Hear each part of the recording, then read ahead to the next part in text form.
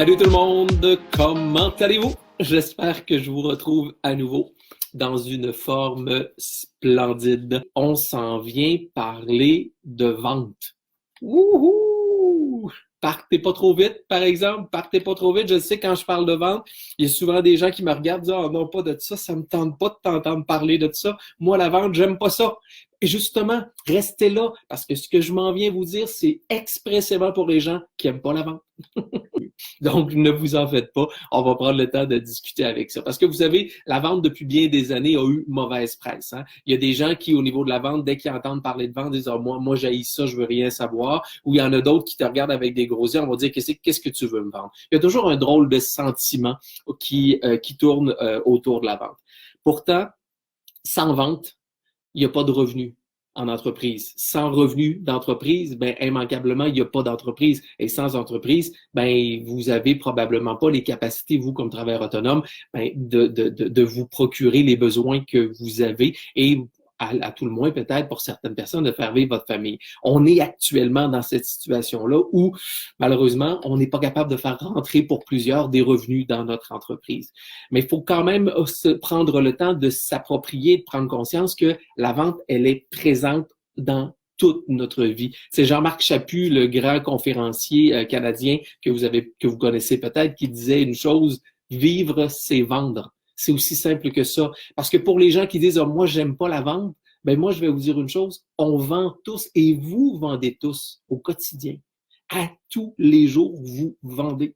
C'est ce que vous faites. On a tous naturellement cette capacité de vente-là en dedans de nous. Par contre, quand on l'associe à une transaction commerciale, oups, là, il y a un petit malaise qui peut arriver.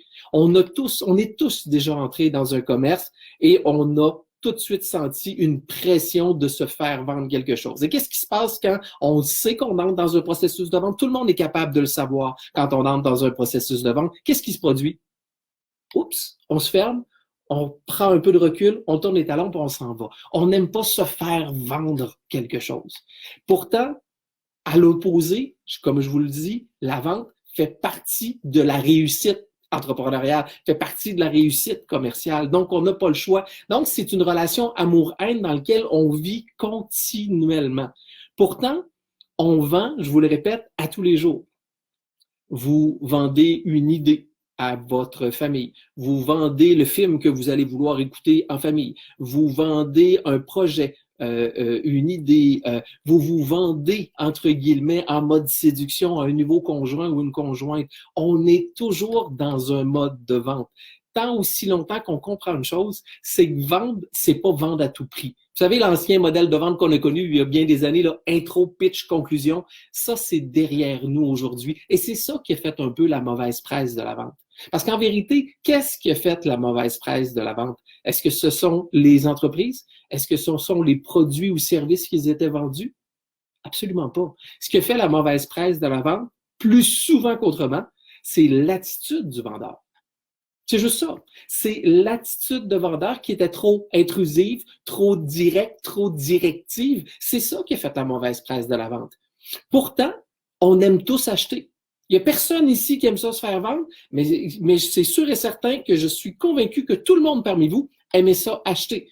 Donc, encore une fois, on se retrouve dans une polarisation et dans cette relation amour-haine-là. Comment on fait pour essayer de réconcilier tout ça, pour faire en sorte de comprendre que comme travailleur autonome, comme entrepreneur, comme professionnel, peu importe, on doit se mettre dans une position de vendre continuellement sans nécessairement vouloir vendre à tout prix, c'est-à-dire entrer nos produits ou services dans la gorge de nos clients.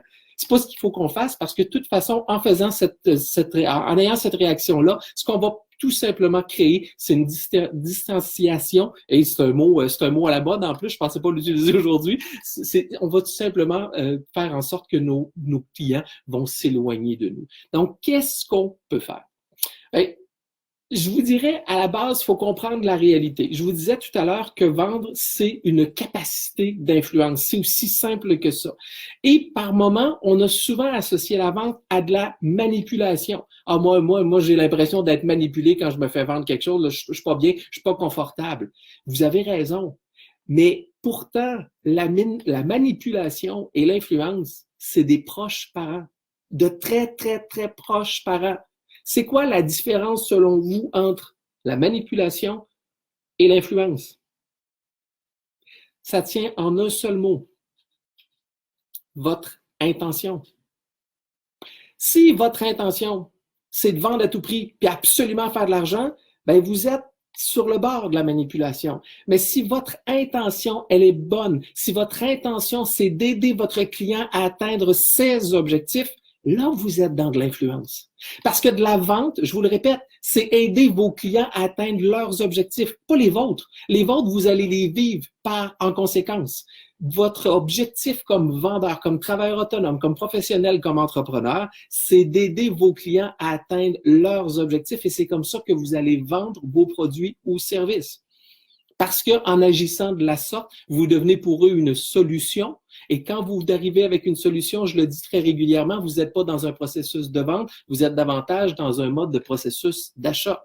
Je répète ce que je disais tout à l'heure, il n'y a plus personne qui aime ça se faire vendre. Chose certaine, tout le monde adore acheter. Alors, comment on fait pour travailler cette réalité-là? Comment on fait pour changer cette vente-là? Il faut juste qu'on comprenne que la vente, à la base, la vente, c'est une transaction émotive.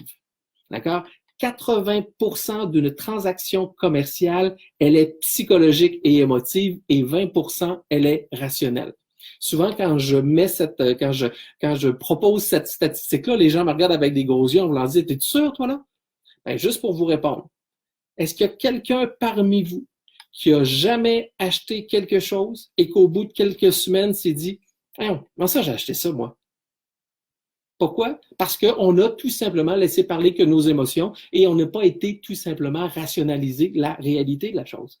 La vente, c'est 80% d'émotions et 20% de rationnel. Donc, il faut prendre conscience de cette réalité-là chez tout consommateur. La motivation profonde du consommateur, ce que moi j'appelle, je vous l'ai déjà dit, je crois, le consomme-acteur. Pourquoi un consomme-acteur? C'est que le consommateur d'aujourd'hui veut jouer un rôle principal dans le théâtre de la vente et de la consommation.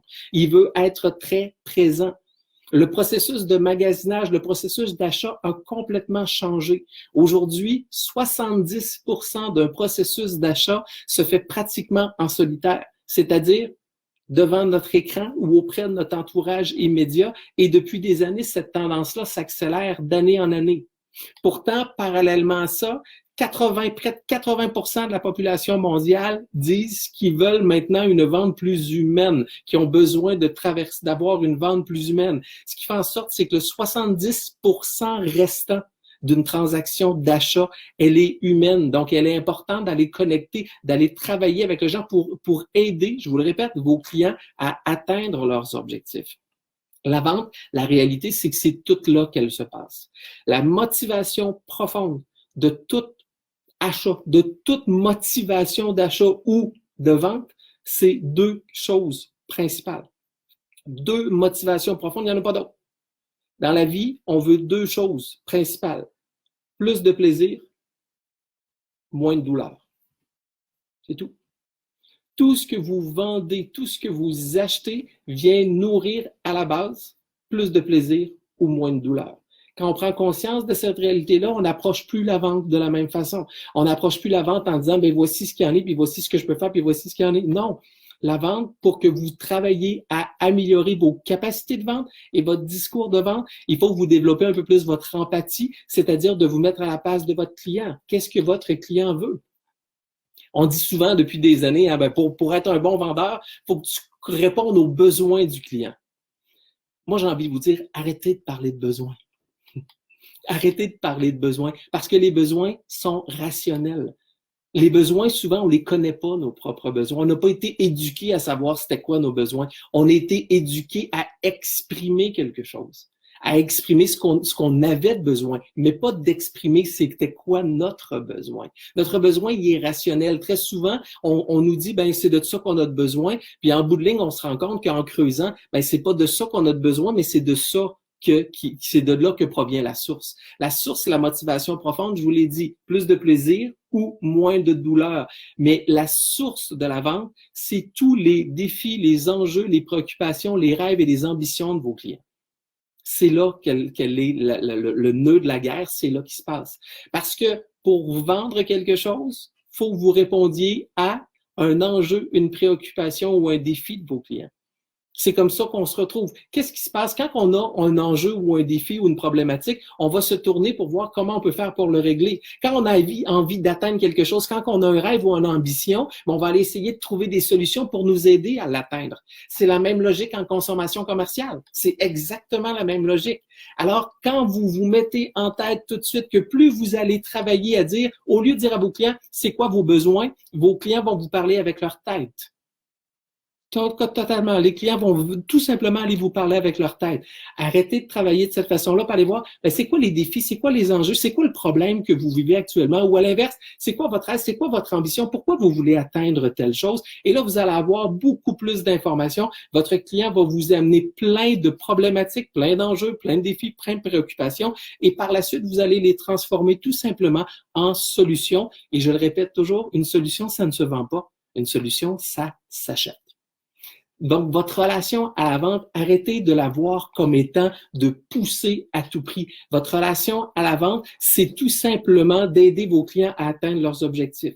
Mais comprenez-moi bien, je suis pas en train de vous dire que votre rôle, c'est de dire, moi, je vends pas, je fais juste offrir mes services. Non, c'est plus que de simplement offrir quelque chose. C'est d'offrir, mais en même temps, de régler une problématique, de régler un enjeu, d'être un levier pour atteindre une ambition, d'être un levier pour atteindre un rêve, de faire en sorte d'accompagner votre client dans ce qu'il désire plus profondément. Plus de plaisir, moins de douleur. Toujours. Est-ce que vous, là, demain matin, là, si je vous dis, vous avez envie de vous acheter quelque chose, puis vous dites, moi, j'ai envie de m'acheter une nouvelle télévision. Est-ce que ce que vous rêvez d'acheter, là, c'est un écran plat noir 68 pouces avec des petits boutons carrés qui va bien faire sur mon mur? Pas du tout.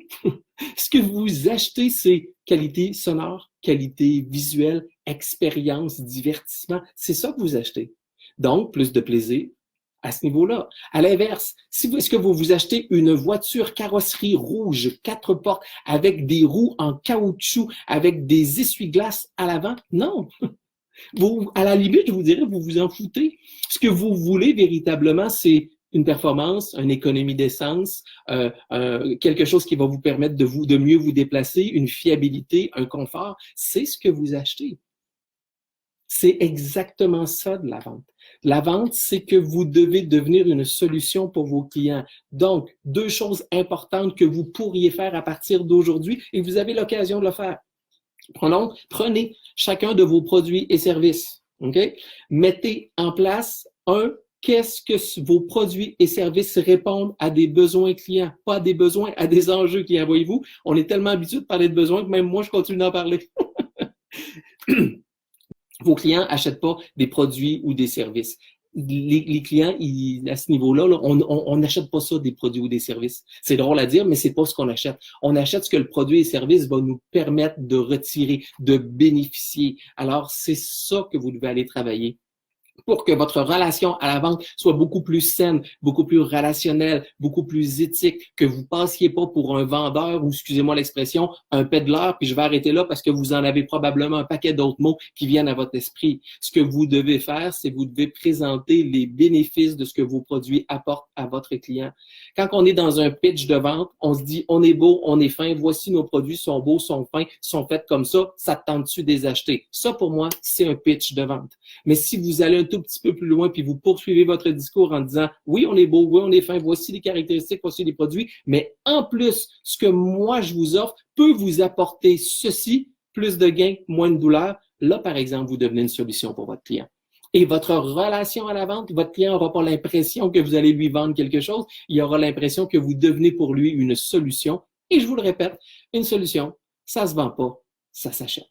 Donc, prenons le temps de changer notre mindset. Ça vous appartient de changer votre mindset au niveau de la vente et je vous le répète, on vend tous à tous les jours. N'importe quoi. On vend tous à tous les jours. De la vente, à la base, c'est une capacité d'influence et ça part d'une relation avec votre client afin de bien le comprendre parce que le consommateur d'aujourd'hui veut être compris et entendu et par la suite d'arriver avec vos solutions. Arrêtons d'essayer de réinventer la roue et de faire en sorte de pousser et de vendre à tout prix au niveau de nos clients. Travaillez à comprendre votre client, travaillez à bien être attentif à ses enjeux, à ses défis, à ses ambitions et à ses rêves et positionnez-vous comme étant la solution pour lui permettre de l'aider à atteindre ce qu'il veut atteindre, c'est-à-dire ses objectifs. Si vous transformez votre vision de la vente de cette façon-là, vous aurez plus l'impression de vendre à tout prix. Vous passerez plus pour un vendeur, excusez-moi l'expression comme je disais. Vos clients vont être reconnaissants envers vous et je vous confirme une chose. Vos résultats de vente vont augmenter, votre volume de vente va augmenter et vous allez être beaucoup plus confortable et en cohérence avec ce que vous êtes fondamentalement. Mais, je vous le répète, vivre, c'est vendre et vendre, c'est répondre aux enjeux, défis, préoccupations, rêves et ambitions de vos clients et c'est d'aider vos clients à atteindre leurs objectifs. Alors voilà mes amis, j'espère que vous avez apprécié, j'espère que encore une fois ça a pu vous amener à certains outils qui peuvent vous permettre lorsque la machine repartira, vous aussi de faire partir votre machine et de propulser vos affaires. Donc je vous donne rendez-vous la semaine prochaine, c'était Vincent, votre optimisateur de performance qui vous dit ciao tout le monde et bon week-end, bye!